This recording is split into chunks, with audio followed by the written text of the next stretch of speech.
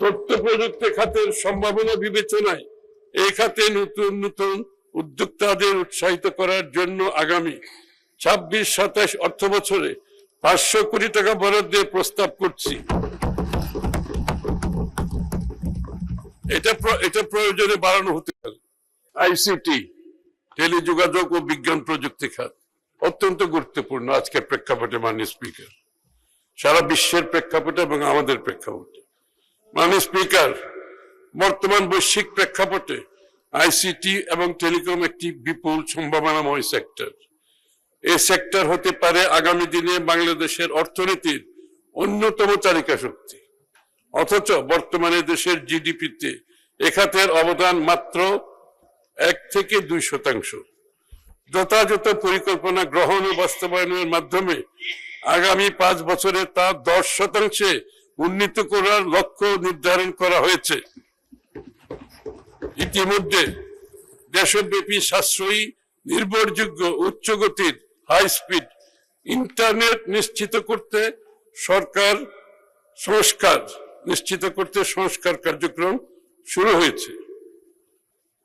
প্রথম 100 দিনের মধ্যে দেশের সকল বিমানবন্দর, 7টি রেলওয়ে স্টেশন সহ আন্তনগর ট্রেনে বিশ্বমানের উচ্চ গতির ফ্রি ইন্টারনেট সুবিধা চালু করা হয়েছে।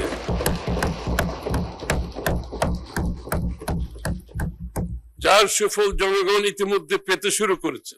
সরকার গত 4 মাসে 41 লক্ষ নতুন 4G মোবাইল সংযোগ এবং 4 লক্ষ উচ্চগতির ব্রডব্যান্ড সংযোগ প্রদান করেছে। এই খাতে টেকসই উন্নয়ন সমৃদ্ধি ত্বরান্বিত করার লক্ষ্যে সরকার নিম্নলিখিত গুরুত্বপূর্ণ উদ্যোগসমূহ বাস্তবায়ন করার উদ্যোগ গ্রহণ করেছে। আগামী 2 বছরের মধ্যে দেশের 90% জনগোষ্ঠীর কাছে 5G সেবা পৌঁছে দেওয়ার লক্ষ্যে সকল মোবাইল অপারেটর ও সংশ্লিষ্ট অন্যান্য অংশীজনদের সাথে নিয়ে কার্যক্রম শুরু হয়েছে।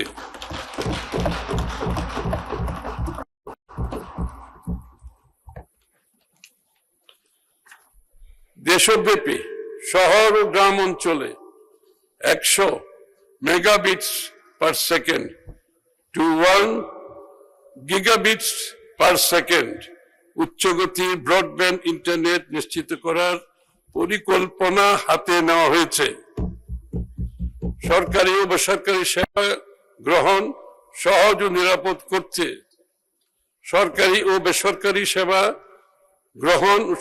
ও নিরাপদ করতে ক্যাশলেস ডিজিটাল ইকোনমি নিশ্চিত করতে ডিজিটাল পাবলিক ইনফ্রাস্ট্রাকচার ডিপিআই ও one citizen one ID one wallet চালু করার উদ্যোগ গ্রহণ করা হয়েছে।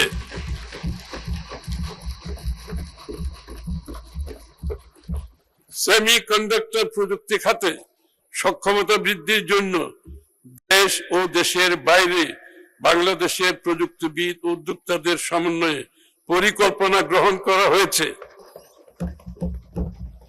আমাদের দেশে সেমিকন্ডাক্টর একটু হচ্ছে, বাট এটা বিশাল সম্ভাবনা, সেই কাজটি হাতে নেওয়া হয়েছে।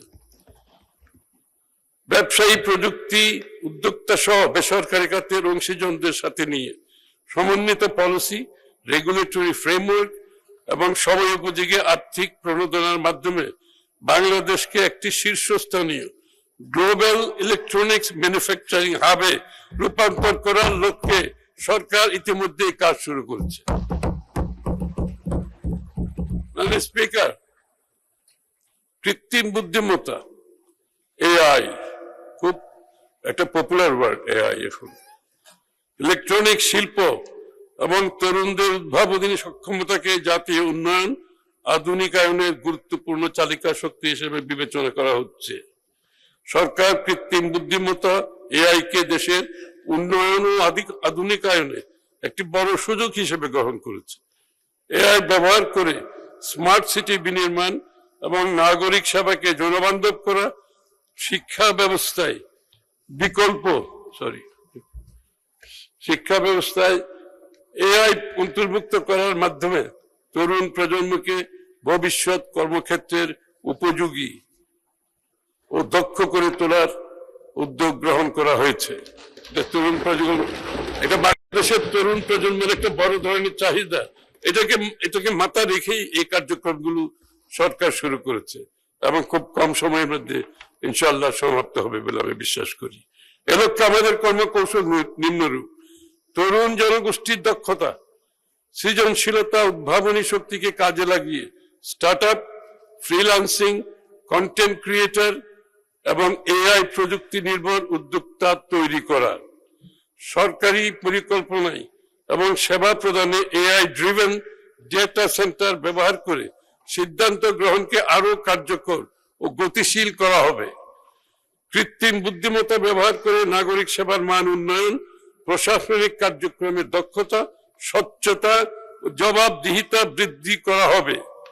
এসব উদ্যোগ বাংলাদেশকে একটি উদ্ভাবন নির্ভর, প্রযুক্তি সমৃদ্ধ ও আত্মনির্ভরশীল রাষ্ট্র হিসাবে রূপান্তরে গুরুত্বপূর্ণ ভূমিকা পালন করবে। তথ্য প্রযুক্তি খাতের সম্ভাবনা বিবেচনায় এই খাতে নতুন নতুন উদ্যোক্তাদের উৎসাহিত করার জন্য আগামী 26-27 অর্থ বছরে 500 কোটি টাকা বরাদ্দের প্রস্তাব করছি। এটা প্রয়োজনে বাড়ানো হতে পারে। এই অর্থ স্টার্ট আপ তহবিল হিসাবে নারী উদ্যোক্তা তৈরিতে, নারী উন্নয়নে, তরুণ উদ্যোক্তা তৈরিতে ব্যবহার করা হবে।